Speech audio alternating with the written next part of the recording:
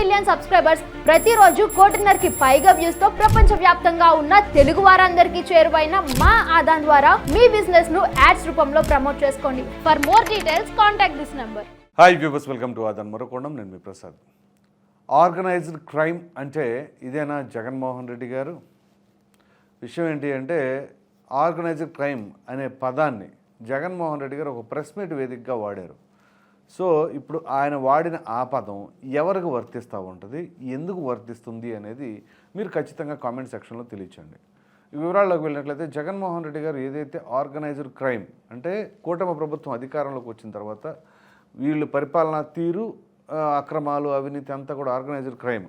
ఇప్పుడు ఉదాహరణకి అసలు మేనిఫెస్టోలో పెట్టిన 6 హామీల గురించి కావచ్చు, దాని తర్వాత అమలుపరచకుండా ఎక్కడెక్కడ దాటివేత ధోరణం, ఇక ఒకటి దాని తర్వాత ఒకటి, ఇక ఆయన చెప్పుకొచ్చే విధానం అదనమాట. అసలు ఆర్గనైజ్డ్ క్రైమ్ అంటే ఏంటి, ఎందుకు ఈ విధంగా జరుగుతూ ఉంది, అసలు ఎవరు చేశారు? ఇక్కడ ఆర్గనైజ్డ్ క్రైమ్ అంటే ఒక పక్కా ప్రణాళిక ప్రకారంగా మరి వ్యూహాలు రచించి మరి ప్రజా సొమ్మును దుర్వినియోగం చేయటం కావచ్చు, దోచేసుకోవడం కావచ్చు, అవినీతి సామ్రాజ్యాన్ని సృష్టించుకోవడం కావచ్చు, ఇదంతా కూడా దాన్నే ఆర్గనైజ్డ్ క్రైమ్ అంటారు. సో ఇప్పుడు ఈ విషయాన్ని ఎందుకు ప్రస్తావిస్తున్నామంటే అక్కడ వాళ్ళే చేసి తిరిగి ఆర్గనైజ్డ్ క్రైమ్ అని అంటే ఇక అది ఎలా ఉంటుంది అంటే మామూలుగా ఏదో సినిమాల్లో ఉంటారు కదా, దొంగ అని దొంగే అన్నారు అని చెప్పేసి సినిమాల్లోనూ ఉంది, మామూలుగా చాలామంది రాజకీయ విశ్లేషకులు కూడా వాడుతూ ఉంటారు.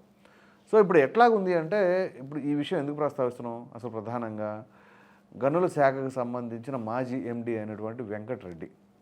సో ఆయన ఏదైతే అధికార దుర్వినియోగం చేశారు అని చెప్పేసి సుమారుగా ఇసుక అలాగే గనులకు సంబంధించిన దాంట్లో ప్రతి దాంట్లో కూడా కుంభకోణం చేశారని, అది కూడా ఈయన కనుసన్నల్లోనే నడిచింది అని చెప్పేసి ఆరోపణలు వచ్చిన క్రమంలో అంతెందుకు ఎన్నికల ఫలితాలు వెలువడిన తర్వాత సబ్జెక్టు కరెక్షన్ ఫలితాలకు ముందో తర్వాత కానీ 2 రోజులు అటు ఇటుగా ఆయన కారులో వెళ్ళిపోతూ ఉండగా కొన్ని కంప్యూటర్ పరికరాలకు సంబంధించినవి ఉంటే వాటిని పోలీసులు పెద్దగా పట్టించుకోవాలి ఏంటి అని, తీరా చూస్తే దాంట్లో హార్డ్ డిస్కు అదంతా కూడా, సో వాళ్ళకి సంబంధించిన అవినీతి ఇన్ఫర్మేషన్ అంతా కూడా అందులో ఉంది, అది దాటవేసేసారు అని చెప్పేసి ఆ తర్వాత ఆయన అదుపులోకి తీసుకున్నప్పుడు ఎంత విచారించినా ఆ ల్యాప్టాప్కి సంబంధించిన వ్యవహారం అయితే బయట పెట్టాల.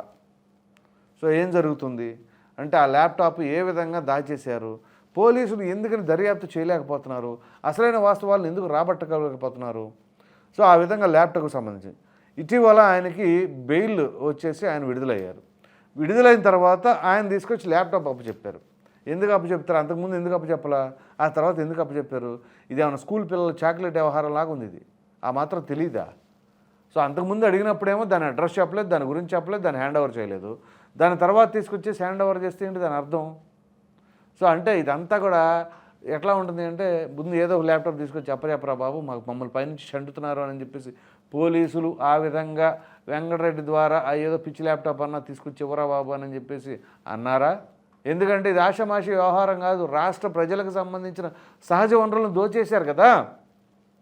ఏదైతే ఆ ఇసుకకు సంబంధించి 2,566 కోట్ల రూపాయలు సుమారుగా అది ఆ జేపీ కంపెనీ వాళ్ళకి కానీ ఇతర కంపెనీల వాళ్ళకి ద్వారా దోచేసి పెట్టేశారు అని చెప్పేసి.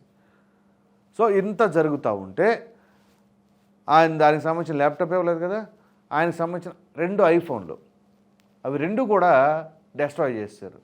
కనీసం ఆ ఐఫోన్ని కూడా తీసుకురాలేకపోతున్నారు. అదేమిటి అంటే ఏమో తెలీదు, మర్చిపోయారా లేకపోతే ఈ ఆన్సర్ మీరు చెప్పండి అని పోలీసులు సలహాలు ఇస్తున్నారా? అసలు ఏం జరుగుతూ ఉంది? ఒక్కరు కాదు, ఇద్దరు కాదు కదా. ఇప్పుడు ఒక వ్యక్తి ఎప్పుడైతే అధికారం కోల్పోతున్నాము అని చెప్పేసి అధికారి గ్రహించి ఈ విధంగా పోలీసులు అదుపులోకి వెళ్ళబోతున్నాము అని చెప్పేసి ముందుగానే ఆ ల్యాప్టాప్లు, హార్డ్ డిస్కులు అవన్నీ కూడా ఎక్కడికక్కడ భద్రపరిచి అక్కడికి వెళ్ళిన తర్వాత ఇంట్రాగేషన్లో ఎక్కడ నోరు తెరవకుండా దాని తర్వాత వచ్చి ఒక ల్యాప్టాప్ అప్పచెప్పటం, మొబైల్ 2 ధ్వంసం చేయటం, దీన్ని అంతటా దాన్ని ఏమంటారు? ఇది కదా ఆర్గనైజ్డ్ క్రైమ్ అంటే. మరి ఆర్గనైజ్డ్ క్రైమ్ అని జగన్మోహన్ రెడ్డి గారు ప్రెస్ మీట్ పెట్టి ఎలా మాట్లాడతారు? అట్లాగే ఒకటి కాదు, 2 కాదండి, వైఎస్ వివేకానంద రెడ్డి గారి హత్య దగ్గర నుంచి తీసుకోండి. ఆయన హత్య జరగడం ఏంటి, ఆ హత్య గావించిన తర్వాత మరి విజయసాయి రెడ్డి గారు వచ్చేసి చెప్పిన మాటలు ఏంటి? అదేమిటి అంటే గుండె నొప్పితో మరణించారా, హార్ట్ అటాక్తో మరణించారా, రక్తవాంతులు చేసుకున్నారా? ముందు విజయసాయి రెడ్డి కదా ప్రెస్ మీట్ పెట్టి మాట్లాడింది. దాని తర్వాత జగన్మోహన్ రెడ్డి గారు వచ్చేసేమో నారాసు రక్త చరిత్ర చేశారు దాన్ని. అదేంటి అంటే న్యూ వర్షన్ అనమాట. ఇప్పుడు మామూలుగా కంప్యూటర్లో కానీ సాఫ్ట్వేర్లో కానీ న్యూ వర్షన్స్ వస్తాయి. మీరు మొబైల్స్లో కూడా అప్డేటెడ్ వర్షన్ అంటుంది చూస్తారా, ఆ టైప్లో అప్డేటెడ్ వర్షన్ లాగా గుండెపోటు, ఆ గుండెపోటు కాస్త నారస రక్త చరిత్ర, గొడ్డల పోటు, రక్తవాంతులు, ఇలా ఒకదాని తర్వాత ఒకటి. మరి ఏం జరిగిందో ఏంటో తెలియదు. దాని తర్వాత ఇదిగో సిబిఐకి అప్పచెప్పాలన్నారు, ఆ తర్వాత సిబిఐ వద్దు మరలా అన్నారు, ఆ తర్వాత పక్క రాష్ట్రానికి బదిలీ చేయాలని సునీతారెడ్డి పోరాడారు. మరి దాన్ని ఏమంటారు? ఇది కాదు ఆర్గనైజ్డ్ క్రైమ్ అంటే. అట్లాగే ఒకరు కాదు ఇద్దరు కాదు కదా, ఎవరిని లోపల వేసినా కానీ తెలీదు, గుర్తులేదు, మర్చిపోయా. విజయపాల్, ఆ విజయపాల్ ఏదైతే త్రిబుల్ గారికి సంబంధించిన కేసు ఉందో, మరి ఆయన అరెస్ట్ చేశారు కదా, ఆయన కొన్ని చెబుతున్నారు, కొన్ని చెప్పట్ల, కొన్ని నోరు మెదుపుతున్నారు, కొంతమంది నోరు ఇప్పట్ల. సో ఎందుకని నోరు తెరిపించలేకపోతున్నారు పోలీసులు. ఇంకా ఏదైతే అప్పుడు మొన్న పవన్ కళ్యాణ్ గారు అన్నారో, ఈ విధంగా పోలీసులు మీరు అప్రమత్తంగా ఉండాలి, డీజీపీ గారికి కూడా నేను గట్టిగా చెప్తున్నానని చెప్పేసి ఒక డిప్యూటీ సీఎం స్థాయిలో ఆయన మాట్లాడేంత వరకు కూడా పోలీసుల్లో చలనం లేదంటే ఇంకా ఆ పాత వాసన పోలేదా? పదే అంటూ ఉన్నారు కదా. మీరు గమనించండి, జగన్మోహన్ రెడ్డి గారు ఒక్కసారి ముఖ్యమంత్రి అయ్యేసరికి వ్యవస్థల్లో ఎంత బలంగా పాతుకుపోయారో. మరి పాతుకుపోయారని చెప్పేసి వీళ్ళు చెబుతున్నారు, ఎందుకంటే అక్కడ పరిణామాలు చూస్తుంటే అలాగే అనిపిస్తూ ఉంది. మరి ఆ విధంగా ఒక్కసారికి గడ్డగా అంత బలంగా పాతుకుపోయినప్పుడు పొరపాటును కానీ మొన్న 24లో గెలిచుంటే ఇంక ఏ విధంగా ఉండేది అర్థం చేసుకోండి. టీడీపీ కానీ, టీడీపీ కేడర్ కానీ, అలాగే జనసేన కానీ, జనసేన కేడర్ కానీ, అసలు పవన్ కళ్యాణ్ గారు కానీ, చంద్రబాబు నాయుడు గారు, లోకేష్ గారు కానీ ఎక్కడైనా కనబడేలాగానే ఉండేవాళ్ళ.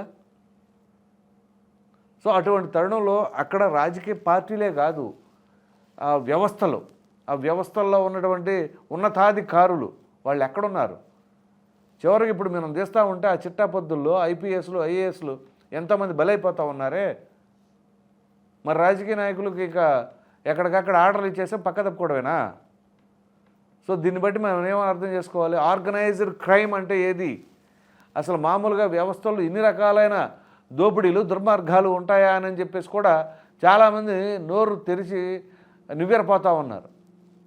అటువంటి పరిస్థితులు నెలకొన్నాయి. సో సహజ వనరులు లేవు. అలాగే ఇంకా అంతెందుకండి, తిరుమల స్వామివారి దర్శనానికి సంబంధించిన వ్యవహారం, ప్రసాదం కావచ్చు, అలాగే పరకామణి కావచ్చు, ఇలా ఒకటి కాదు రెండు కాదు కదా, ప్రతి దాంట్లో కూడా కుంభకోణం కదా.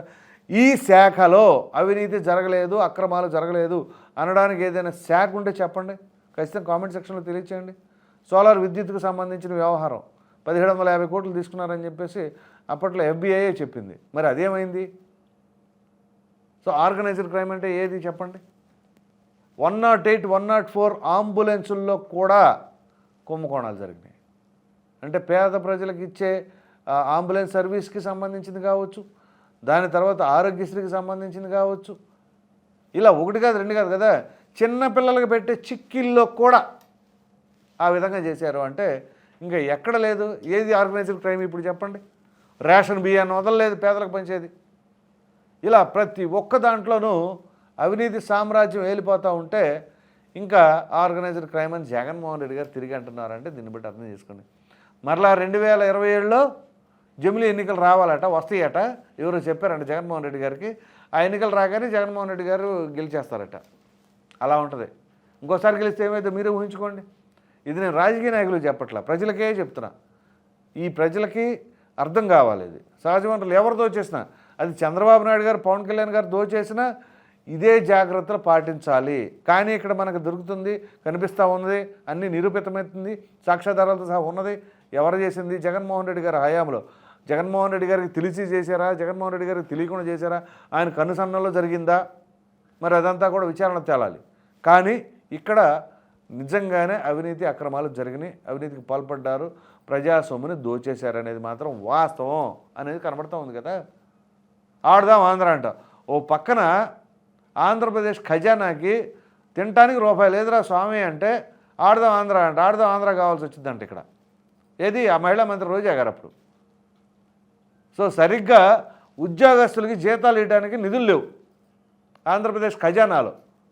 ఆడదాం ఆంధ్ర, ఆడుకుందాం రా ఇయ్యాక మరి ఏం సందేశం ఇద్దాం అనుకున్నా రెండో తెలీదు. చివరికి సిద్ధం సభలకు కూడా రాష్ట్ర ప్రజల సొమ్ముని ఆ రంగా కొన్ని కోట్ల రూపాయలు తగలేశారే, ఏం వెలగబెట్టారని. సో ఇలా మాట్లాడుకుంటూ పోతే ఒకటి కాదు రెండు కాదు కదా, ప్రతి శాఖలోనూ అవినీతే, ప్రతి దాంట్లోనూ అవినీతే. చివరికి ఐ&పిఆర్లో మొత్తం మీద 857 కోట్లు 859 కోట్లు అనుకుంటా సబ్జెక్టు కరెక్షన్ యాడ్లకు ఖర్చు పెట్టింది రాష్ట్ర ప్రభుత్వం.